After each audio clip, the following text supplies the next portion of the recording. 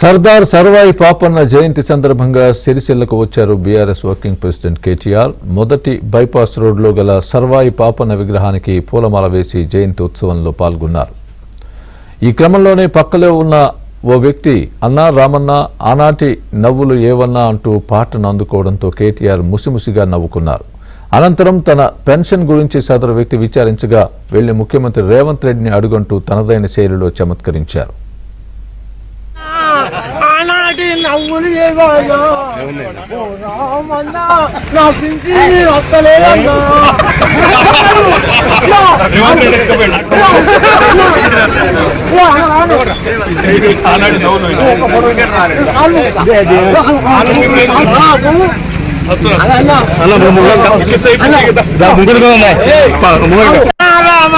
రామన్నా ఆనాటి నవ్వులు ఏవాయో రామన్నా నా పింఛి వస్తలేదన్నా